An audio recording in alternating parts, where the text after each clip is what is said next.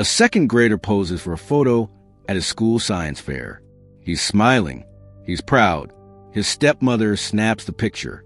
Within hours, he will vanish from the face of the earth. Within weeks, his family will discover the woman who took that photo had secrets so dark they would shatter everything they believed about love, family, and the person sleeping beside them every night. Portland, Oregon, June 2010. Ridgeline Elementary sits on a quiet boulevard in the hills northwest of the city.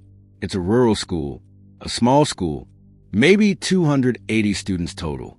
The kind of place where the principal knows every kid's name, where parents volunteer for every bake sale, where the playground backs up to thousands of acres of dense forest. Forest Park, they call it, one of the largest urban forests in the country. Beautiful, peaceful, and very, very easy to disappear into. Kyle David Hoffman, 7 years old, second grade. He's small for his age, curious about everything. The kind of kid who asks why until you run out of answers. He loves animals, loves science, has a pet frog at home that he talks to like it understands him. When you ask Kyle what he wants to be when he grows up, he doesn't hesitate. A police officer. He wants to catch bad guys. He even has a favorite TV show, CSI, the one about crime scene investigators. His dad thinks he's too young for it, but Kyle is fascinated. The science of solving mysteries, of finding the truth. Irony doesn't care about age. Kyle lives with his father, Marcus Hoffman, software engineer, steady job, good income, quiet man who loves his son more than anything in the world. Kyle's biological mother, Diana, lives 3 hours south with her new husband, Tony. Tony works in law enforcement, major crimes division. They have Kyle every other weekend. Holidays, summer visits. It's not perfect. Divorce never is. But it works. And then there's the woman who changed everything. Tara Hoffman, Kyle's stepmother. She came into Marcus's life when Kyle was just a toddler. They married, had a baby girl together, built what looked like a happy family. Tara stayed home with the kids, drove Kyle to school every morning, helped with homework, attended parent-teacher conferences. From the outside, she was a devoted mother. From the outside, Friday, June 4th, 2010. The morning starts like any other. Alarm clocks, coffee brewing, the chaos of getting kids ready for school. Marcus leaves for work around 7:45 a.m. He kisses his wife. He kisses his son. He has no idea it will be the last time. Today is Science Fair Day at Ridgeline Elementary. Kyle has been working on his project for weeks. A display board about red-eyed tree frogs. Handwritten facts. Printed photos. A plastic model frog he painted himself. He's wearing his favorite shirt. Black cotton. Green letters across the chest spelling CSI. They arrive at Ridgeline Elementary around 8 a.m. The parking lot is chaos. Parents hunting for spots. Children balancing science projects under their arms. A banner over the entrance reads, "Welcome to the Science Fair." Tara signs Kyle in at the front desk. 8:45 a.m. The timestamp is logged. They walk to the gymnasium together. Kyle finds his assigned table, sets up his display, straightens the photos, positions his plastic frog just right. Tara takes out her phone, holds it up. This is the last confirmed photograph of Kyle Hoffman. Look at his face. Really look. He has no idea what's about to happen. No fear. No worry. Just a kid showing off his science project to his mom. By sunset, his face will be on every news channel in Oregon. By midnight, helicopters will circle these hills with searchlights. By morning, his name will be known across the country. But right now, in this frozen moment, he's just Kyle, 7 years old, wearing his favorite shirt, smiling. What happens next should have been simple. Tara says she walked Kyle toward his classroom, watched him head down the hallway, waved goodbye. Then she left. But here's the thing. That hallway was only 150 feet long. Kyle's classroom was right there. It would have taken him 30 seconds to walk through that door. He never made it. I need you to pay attention now, because this is where everything falls apart. This is where the system fails. This is where a 7-year-old boy slips through the cracks. Let me walk you through it. 8:45 a.m. Tara Hoffman says goodbye to Kyle, watches him walk toward his classroom, leaves the building with baby Mia. 9 a.m. A classmate later reports seeing Kyle near one of the school side entrances. This is the last known sighting of Kyle by anyone other than his stepmother. 10 a.m. Classes begin. Kyle's teacher, Mrs. Porter, takes attendance. She calls Kyle's name. No response. She marks him absent. And here's where it goes wrong. Mrs. Porter assumes Kyle has a doctor's appointment, maybe a dentist visit. Parents pull kids out early all the time. It's the last week before summer break. No big deal. She doesn't call anyone. She doesn't report it, because the school has a system for this. An auto dial system. When a child is marked absent, the computer automatically calls the parents. It's installed in 37 of the district's 57 schools. Ridgeline Elementary is not one of them, so no one calls Marcus Hoffman at work. No one calls Tara at home. No one says, "Hey, your son didn't show up for class today." For hours, Kyle is missing, and nobody knows. Nobody except the person who took him. Now, let's follow Tara Hoffman's movements, because this is what investigators will spend years trying to piece together. She says she left Ridgeline Elementary at 8:45 a.m. Fine. Where did she go? According to her statements, she drove to a Fred Meyer store first. Big grocery chain here in Oregon. She says she bought some medicine, cold and flu stuff, for baby Mia, who had an earache. Surveillance footage confirms she was there. Timestamp receipts back it up. Then she went to a second Fred Meyer, different location. More purchases. Left around 10:10 a.m. So far, so good. Her story checks out. But then comes a gap. Between 10:10 a.m. and 11:39 a.m., Tara Hoffman's whereabouts cannot be verified. No receipts. No witnesses. No surveillance footage. No cell phone pings to track her location. Nearly 90 minutes. Gone. When investigators ask her what she did during this time, she has an answer. She says she was just driving around. Mia was fussy because of her earache. The motion of the car helped her sleep. She drove through the hills, took the scenic route, killed some time. 90 minutes, driving aimlessly through the hills northwest of Portland. The same hills where Ridgeline Elementary sits. The same hills bordered by thousands of acres of dense, empty forest. No witnesses, no proof, just her word. At 11:39 a.m., Tara reappears. She goes to a gym, exercises until 12:40 p.m. Her presence there is confirmed by the front desk sign-in log. She drives home, takes care of the baby, and at 1:21 p.m., she logs onto Facebook and posts the photos of Kyle at the science fair, the ones she took that morning. The last photos ever taken of her stepson. She adds a caption, something cheerful, something proud. Look at our little scientist. At the moment she posts those photos, Kyle has been missing for over 4 hours. His classroom seat has been empty all morning. His teacher marked him absent, but no one told his father. No one told his mother. And Tara Hoffman is posting about what a great day it was. 3:30 p.m. Marcus Hoffman leaves work a little early. He's excited to hear about Kyle's science fair. Did the other kids like his project? Did he win a ribbon? He and Tara drive to the bus stop together. Baby Mia is strapped in the back seat. They park. They wait. The bus comes. Kids get off. 1, 2, 5, 10. Marcus watches the door. He's not on the bus. Marcus drives straight to Ridgeline Elementary. The front office is still open. A secretary checks the attendance records. Mr. Hoffman, Kyle was marked absent this morning. He never came to class. What do you mean he never came to class? My wife dropped him off. She watched him walk inside. I'm sorry, sir. According to his teacher, he never showed up. We assumed he had an appointment. Why didn't anyone call us? 3:45 p.m. Tara Hoffman dials 911. Nearly 7 hours. That's how long Kyle Hoffman has been missing before anyone realizes something is wrong. 7 hours. Because a school didn't make a phone call. Because a system wasn't installed. Because nobody asks a simple question. Where is this child? And now the clock starts. The real clock. The one that measures how long a child can survive alone. How far someone can drive in 90 minutes. How quickly a trail goes cold. The clock that, 15 years later, is still ticking. Here's what investigators will learn in the days ahead. Ridgeline Elementary had no security cameras. Not in the hallways. Not in the parking lot. Not at any entrance or exit. No footage of Kyle walking to class.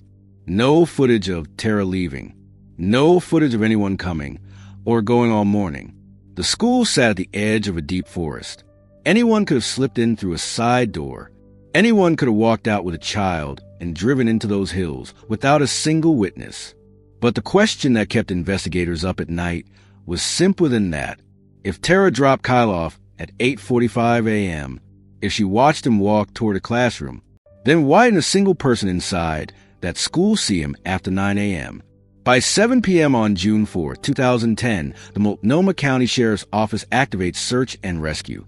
What follows is the largest search operation in Oregon history. Over 1,300 volunteers come from across the Pacific Northwest. Oregon, Washington, Northern California. They search a 2-mile radius around the school. Every trail, every drainage ditch, every abandoned structure. They bring dogs. Tracking dogs trained to follow a scent. Cadaver dogs trained to find something else. The FBI flies in a child abduction specialist from Quantico. The National Guard deploys helicopters with thermal imaging. Dive teams search every pond and reservoir within 20 miles. They search Sauvie Island, 6 miles north. Hundreds of acres of farmland and wetlands. Perfect place to hide something or someone. They search Forest Park. All 5,200 acres of it. Dense trees, hidden ravines, miles of trails that lead nowhere. Meanwhile, parents keep their children home from Ridgeline. Nearly 40 students don't show up to Tuesday after Kyle vanishes. One mother tells a reporter she hasn't slept since Friday. If it can happen to that little boy, it can happen to anyone's child. I'm not letting my daughter out of my sight. The principal addresses the media. His voice is steady, but his hands shake.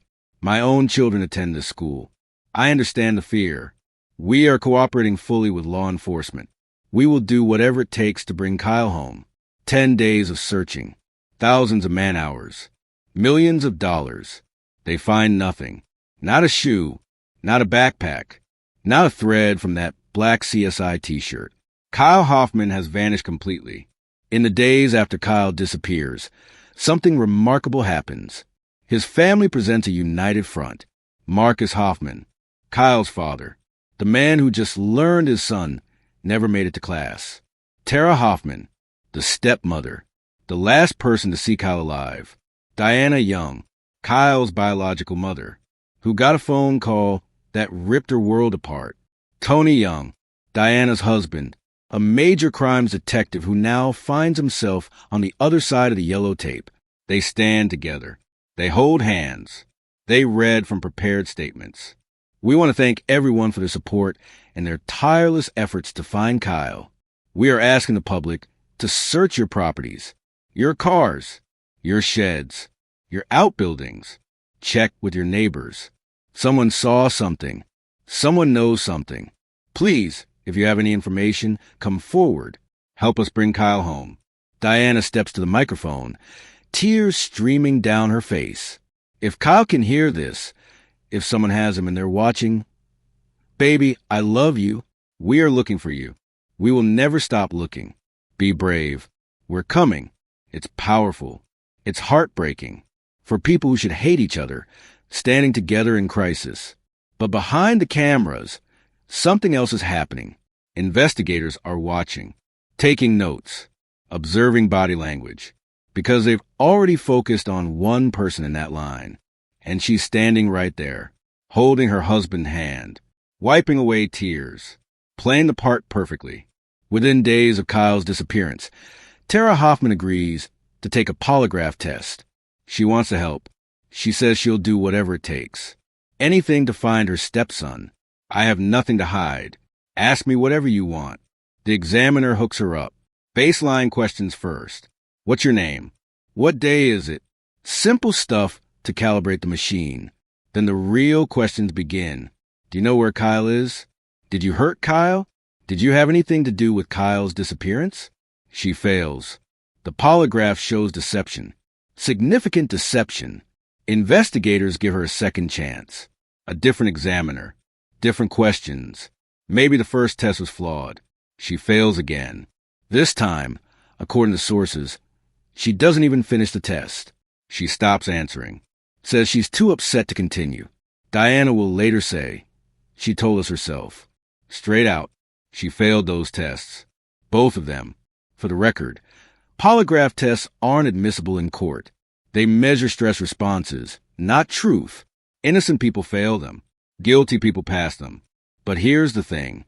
Marcus took a polygraph. He passed. Diana took a polygraph. She passed. Tony took a polygraph. He passed.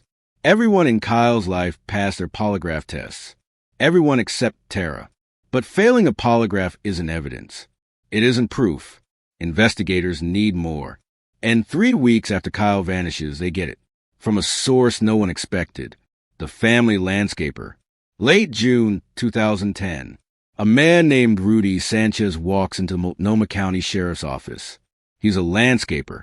Did yard work for the Hoffman family for years. Mowed their lawn. Trimmed their hedges. Planted flowers in the spring. He knows Tara. Knows her well. And he has something to say. According to Rudy Sanchez, in January 2010, 5 months before Kyle vanished, Tara Hoffman approached him in her backyard. She had a plan. A murder-for-hire plot. She wanted Marcus dead. She said she needed help getting rid of him. She said to make it look like a robbery, like a mugging. Hit him in the parking lot at work. Take his wallet. Make it look random.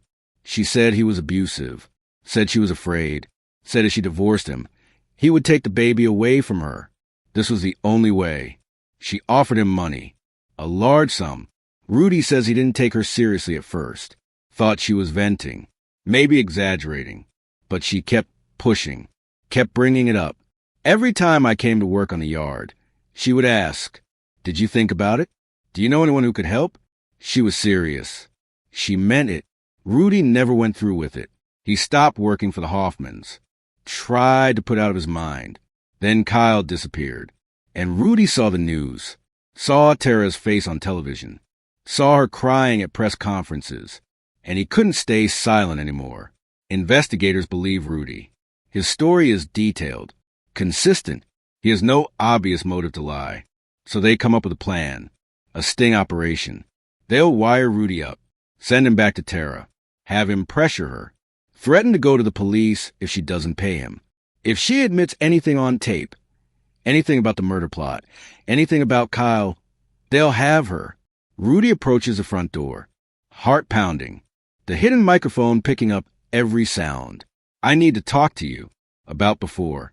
What do you want?" "I need money. $10,000.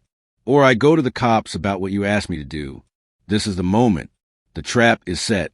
All she has to do is take the bait. I don't know what you're talking about. You need to leave. Now." The door closes. Locks click. She shuts him down. Instantly. Says nothing incriminating. Admits nothing. Denies nothing, just closes the door. Later that same day, Tara calls 911, reports that a former employee made threats at her home. A second call that evening is logged as a custody issue. Somehow she knew, sensed something was wrong. Played it perfectly. The sting fails. The tape captures nothing useful, but the damage is done. Investigators tell Marcus everything. The murder plot, Rudy's confession, the sting. His wife tried to have him killed. June 26, 2010. 3 weeks after Kyle disappears, Marcus Hoffman moves out of family home. He takes baby Mia with him. He doesn't say goodbye to Tara. 2 days later, he files for divorce. In the restraining order, Marcus writes something that makes headlines. "I believe respondent is involved in the disappearance of my son, Kyle. I also learned that respondent attempted to hire someone to murder me, a father, publicly accusing his wife of making his son vanish, of trying to have him killed. And he's not alone. Diana Young, Kyle's biological mother, issues her own statement. She believes Tara knows what happened. She believes Tara is lying. Every mother knows when something isn't right. And something has been wrong about Tara from the beginning.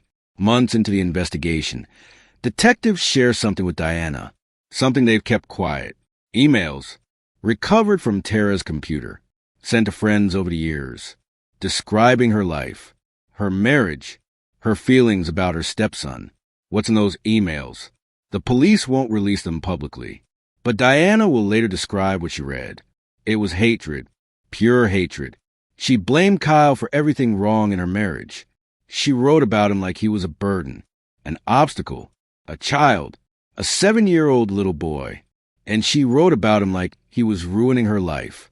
I now believe, without any doubt, that she is capable of hurting Kyle. She is capable of hurting him in the worst possible way. And I think she did. Let's take inventory. Tara Hoffman had motive. Those emails prove she resented Kyle, blamed him for her problems. She had opportunity.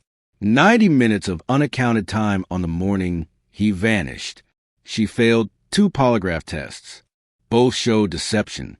She allegedly tried to hire someone to murder her husband. Her own statements about that morning don't match what witnesses saw.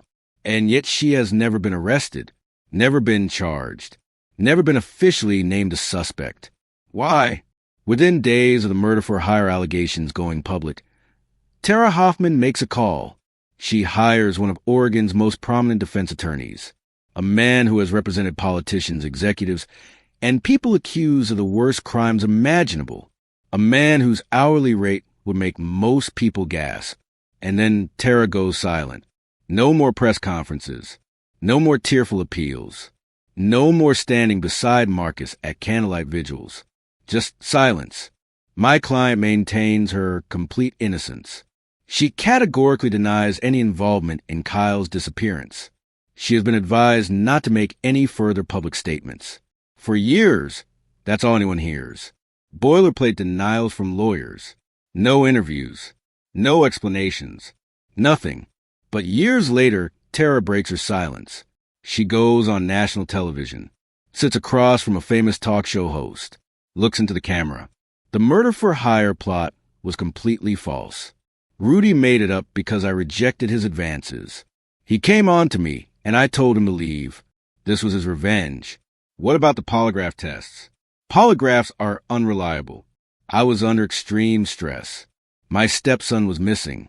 Of course I was stressed. Do you know what happened to Kyle? I did not harm my son. I love Kyle. I still love him. And I pray every day that someone finds him and brings him home. She's convincing, composed, sympathetic. But investigators don't buy it. And neither does Kyle's family. In the years after Kyle's disappearance, journalists and authors dig deeper, working with sources close to the investigation, talking to people who were there that morning, and they uncover something troubling. Multiple witnesses reportedly saw Kyle leaving Ridgeline Elementary on the morning of June 4th, not walking to class, leaving with Tara, a school bus driver, a classmate of Kyle's, 2 family members of that classmate. All reportedly told investigators the same thing. They saw Kyle walking through the parking lot with his stepmother, with baby Mia, after 8:45 a.m., after Tara claims she said goodbye to him in the hallway. If those witnesses are telling the truth, then Tara's entire story is a lie. She didn't watch Kyle walk to class. She took him out of that building. And there's more. 2 witnesses reportedly saw someone else that morning. A second person, sitting in Tara's white pickup truck, parked in the school lot. Who was it? A man? A woman? No one could say for sure. That person has never been identified, never come forward, never been found. Investigators also looked at someone else, a woman named Rachel Spencer, Tara's best friend since high school. On the morning Kyle disappeared, Rachel was working at a plant nursery about 20 minutes from the school. Her job was to water plants, move inventory, basic garden center work. But here's the thing. For approximately 3 hours that morning, Rachel Spencer's whereabouts cannot be verified. She was at the nursery, but no one can account for where she was or what she was doing during that window. And that window overlaps almost perfectly with Tara's 90-minute gap. Coincidence? Investigators don't think so. They question Rachel extensively. Search her home. Search her car. Bring her in for hours of interviews. She cooperates. Fully. Never lawyers up. Never refuses a question. I had nothing to do with this. I love Tara, but if I thought for 1 second she hurt that little boy, I would have gone to the police myself. Rachel Spencer is never charged. Never named a suspect. She tells reporters she's been unofficially cleared by investigators, but her 3 missing hours have never been fully explained, and she remains one of Tara Hoffman's only defenders. Years pass. The headlines fade. The search teams go home. The phone tips slow to a trickle. Kyle Hoffman becomes another face on a missing poster. Another cold case in a filing cabinet. But one person never accepts that, and she never will. Diana Young could have given up. After 5 years. After 10. After the case went cold and the media moved on. No one would have blamed her. But that's not who she is. Diana moved from Southern Oregon to Portland, got closer to the search, closer to the investigators, closer to the last place her son was seen. She organizes annual fundraisers, car washes, community events, anything to keep Kyle's face in the public eye. The moment I stop talking about him is the moment people forget, and I won't let that happen. I can't. She meets with every new sheriff who takes office, every new district attorney, every detective assigned to the case. She brings them up to speed, shares her files, asks the same questions she's been asking for years. I know who did this. The police know who did this. Everyone knows. So why isn't she in handcuffs? Why is she free? For years, a memorial stood near the original search headquarters. The Wall of Hope, people called it, covered in blue ribbons, Kyle's favorite color. Photos from every age. Stuffed animals left by children who never met him but felt like they knew him. A community's promise that Kyle wouldn't be forgotten. Diana visits that wall every year on June 4th. She brings flowers, reads cards, talks to her son like he can hear her. I'm still here, baby. I'm still fighting. And I'm never going to stop. June 4th, 2025. 15 years since Kyle Hoffman walked into Ridgeline Elementary School for the science fair. 15 years since his stepmother snapped that photo. 15 years of searching, investigating, hoping. No arrests, no charges, no answers. The National Center for Missing and Exploited Children releases new photos every few years. Age progressions. Computer-generated images of what Kyle might look like now. At 12, a middle schooler with the same blue eyes. At 15, a teenager who might have been on the football team. At 22, a young man, maybe in college, maybe working a job, maybe building a life somewhere, if he's still alive. In 2025, a flicker of hope, the FBI's Behavioral Analysis Unit announces it will conduct a fresh review of the case. All the evidence, all the interviews, thousands of pages of documents, digitized and analyzed with new technology. Kyle's disappearance continues to have a profound impact on his family and our community. We remain as dedicated to solving this case today as we were 15 years ago. A $50,000 reward still stands for information leading to Kyle's discovery, for anyone willing to break their silence. But so far, no one has. Here's what we know. Kyle Hoffman walked into Ridgeline Elementary School on the morning of June 4th, 2010. He was 7 years old. He was wearing a black t-shirt with green letters. He was proud of his science project about tree frogs. His stepmother took his picture, posted it on Facebook, told investigators she watched him walk toward his classroom. And then he was gone. His stepmother failed 2 polygraph tests. His stepmother allegedly tried to hire someone to kill her husband. His stepmother's emails revealed deep resentment toward a 7-year-old boy. His stepmother cannot account for 90 minutes on the morning he vanished. Multiple witnesses reportedly saw her leaving the school with Kyle after she claimed she said goodbye. And yet, Tara Hoffman has never been arrested, never been charged, never been named an official suspect. She lives in another state now, remarried, goes by a different name, has built a new life while Kyle's family lives in endless limbo. The justice system requires proof beyond a reasonable doubt. And somehow, despite everything, that proof has never materialized. Or maybe it has. And someone decided it was enough. 15 years later, Diana Young still wakes up crying, still checks her phone first thing every morning, hoping today is the day she gets the call. Still plans in her mind the moment she'll hold her son again. I've dreamed about the day I get to hold Kyle again. Hug him until he says, "Mom, I can't breathe." I've imagined that moment so many times that it feels real. Until I wake up and remember it's just a dream. A 7-year-old boy who loved frogs and dreamed of catching bad guys. A school that didn't make a phone call. A stepmother who knows more than she'll ever say. And a system that, even with all its suspicions, has never delivered justice. Kyle Hoffman is still missing. The case is still open. And somewhere, someone knows what happened in that hallway. They just haven't talked yet.